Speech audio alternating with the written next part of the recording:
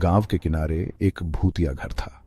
एक घर था, वो अकेला, गांव के बिल्कुल किनारे पर था। कोई उसके पास जाने की हिम्मत नहीं करता था।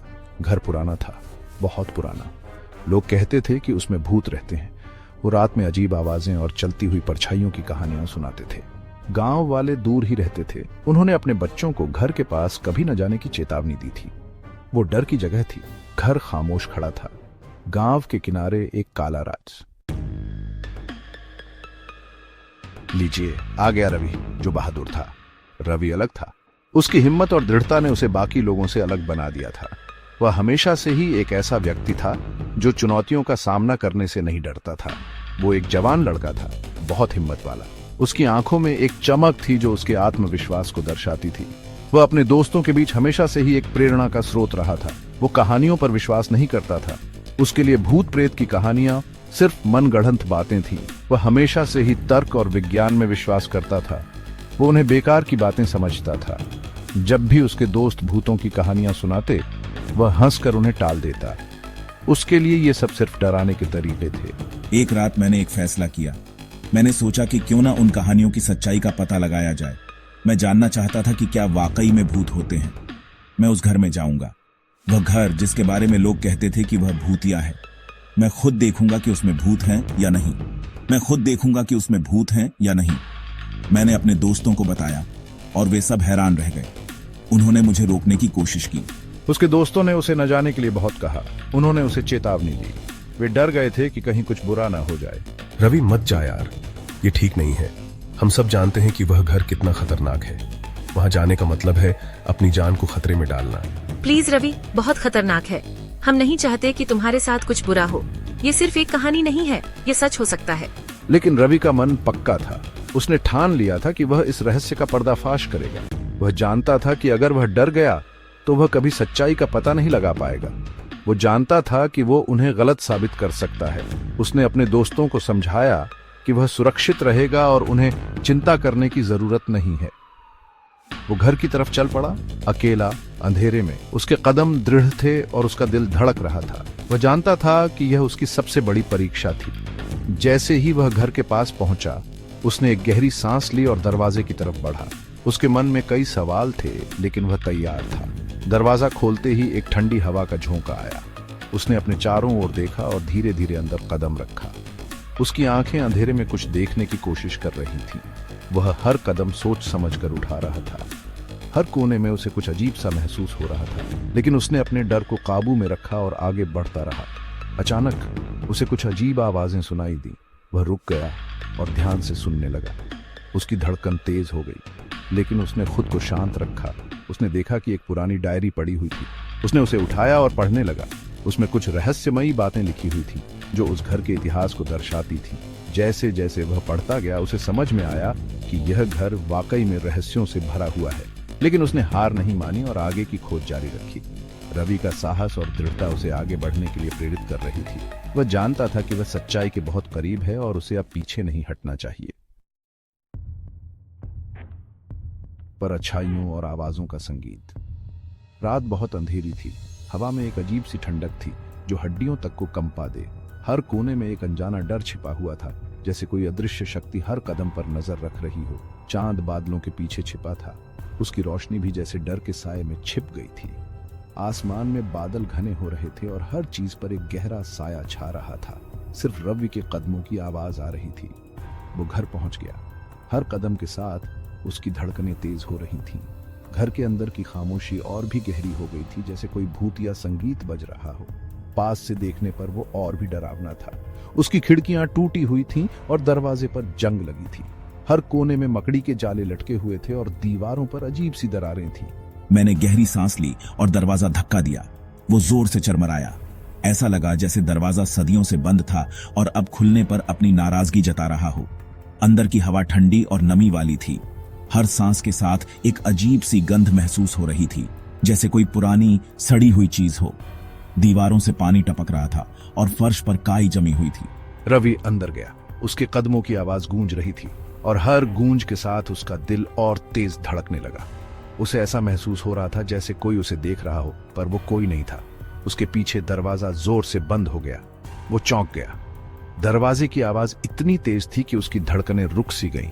उसने मुड़कर देखा पर वहां कोई नहीं था। उसका दिल तेजी से धड़कने लगा, उसकी सांसें भारी हो गईं और उसे ऐसा लगा जैसे उसकी छाती पर कोई भारी बोझ रख दिया गया हो। उसकी आंखों में डर साफ झलक रहा था। घर फिर से खामोश हो गया, लेकिन सिर्फ एक पल के लिए। उस खामोशी में भी एक अजीब सी आवाज छिपी हुई थी, जैसे कोई फुसफुसा रहा हो। हर कोने से एक अनजाना डर झांक रहा था। फिर रवि ने उसे सुना, एक धीमी सी आवाज जो धीरे धीरे तेज हो रही थी। उसकी आंखें चौड़ी हो गईं और उसने ध्यान से सुनने की कोशिश की। ऊपर की मंजिल से एक आवाज, ऐसा लगा जैसे कोई भारी चीज खिसक रही हो। रवि ने ऊपर की ओर देखा और उसकी सांसें थम गईं। उसने हिम्मत जुटाई और धीरे धीरे सीढ़ियों की ओर बढ़ा। काली परछाई बोलती हैं, ये एक ऐसी कहानी है जो आपके रोंगटे खड़े कर देगी। एक रात जब सब सो रहे थे, रवि ने एक अजीब सी आवाज सुनी। वह आवाज इतनी रहस्यमयी थी कि उसे अनदेखा करना मुश्किल था। धीरे धीरे रवि सीढ़ियां चढ़ गया। हर कदम के साथ उसकी दिल की धड़कन तेज हो रही थी। उसे ऐसा लग रहा था जैसे कोई उसे देख रहा हो, पर वह किसी को देख नहीं पा रहा था। उसका हाथ दीवार पर फिसल रहा था। दीवार ठंडी और नमी से भरी हुई थी, जैसे कि वह किसी पुराने और भूतिया जगह पर हो। हर स्पर्श के साथ उसे एक अजीब सी सिहरन महसूस हो रही थी। उसके वजन से सीढ़ियां चरमरा रही थी। हर चरमराहट के साथ उसे ऐसा लग रहा था जैसे कोई उसके पीछे आ रहा हो। वह बार बार पीछे मुड़कर देखता, पर वहां कोई नहीं था। वो ऊपर पहुंचा और रुक गया, सुनने लगा।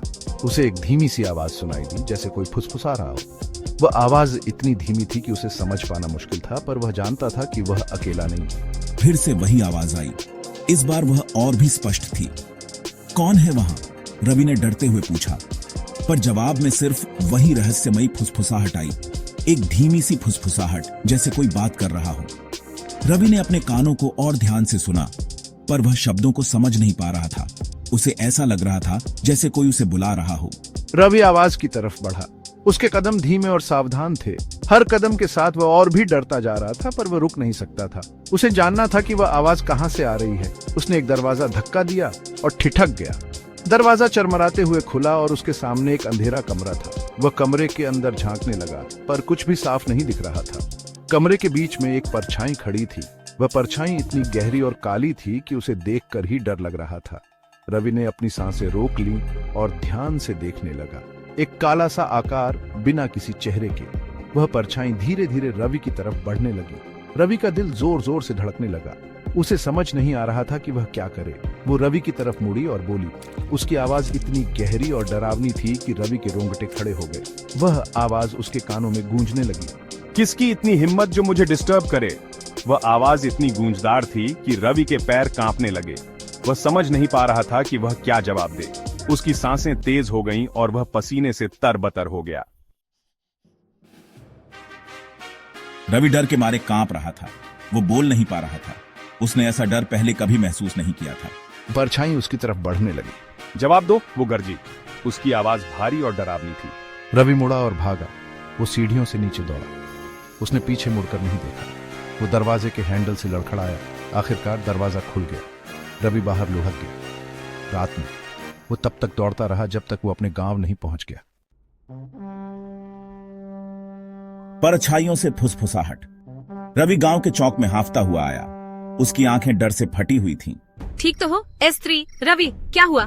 परछाई, मैंने उसे देखा। उसने मुझसे बात की। उसके दोस्त हैरान रह गए। उन्होंने उसे इतना डरा हुआ कभी नहीं देखा था। मैंने आवाजें सुनी, परछाई, और उसकी आवाज। उसके दोस्तों ने सुना। उनके चेहरे पीले पड़ गए। डर में गांव। डर जंगल की आग की तरह पूरे गांव में फैल गया। रवि की कहानी ने उनके सबसे बुरे डर की पुष्टि कर दी।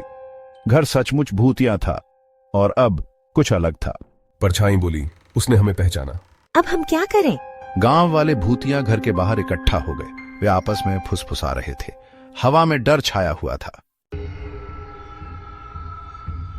रहस्य बना रहता है। किसी ने भी घर में घुसने की हिम्मत नहीं की। फिर कभी नहीं। उन्होंने खिड़कियों पर तख्ते लगा दिए और दरवाजे को कीलों से बंद कर दिया, इस उम्मीद में कि परछाई अंदर फंस जाएगी। लेकिन आवाजें जारी रहीं। हर रात फुसफुसाहट, कदमों की आहट और कभी कभी खून जमा देने वाली चीख। गांव वाले डर में जीते थे। भूतिया घर उस परछाई की निरंतर याद दिलाता रहा जो उसके अंदर छिपी हुई थी।